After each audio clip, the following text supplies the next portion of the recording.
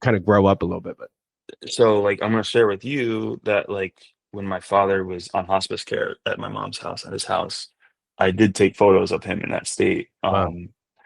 Uh, because I saw there was a photographer that I follow that did the same thing. Like, you document all the happy times. You document when you come into this world. Like,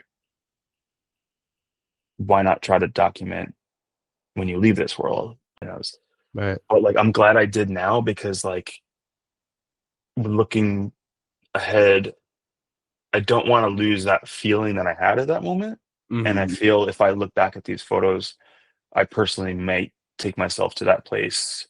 If I want to. I That's did true. them intentionally to, you know, and then, some people can have their opinion, like, why would you take, photos in that state? But they're very thoughtful, Yeah.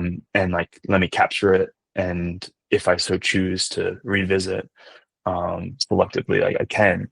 Just don't want to move on in life and not feel what I felt. I don't want to forget.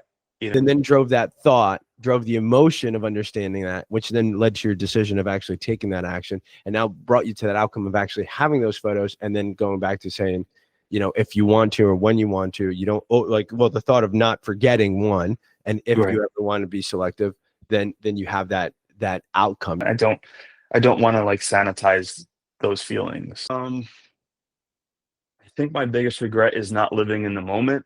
I've always looked to the future and what it's going to be, without even like appreciating the time we were in. Like, so yeah, I think, and I'm still struggling with that. Like, Yeah.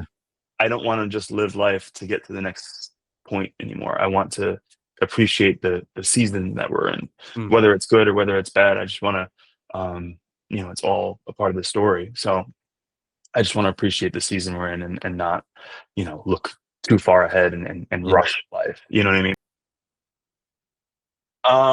Being present really hard. Like, we're all just, in a place of battling addiction with screens and Yeah. algorithms.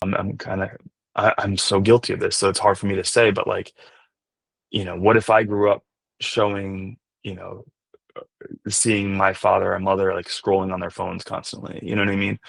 So I'm trying, but I'm failing. Mm. But after this conversation, I think I'm going to hold myself accountable a little bit because I said it publicly. For the people out there, if you are going through something, just remember it's all temporary.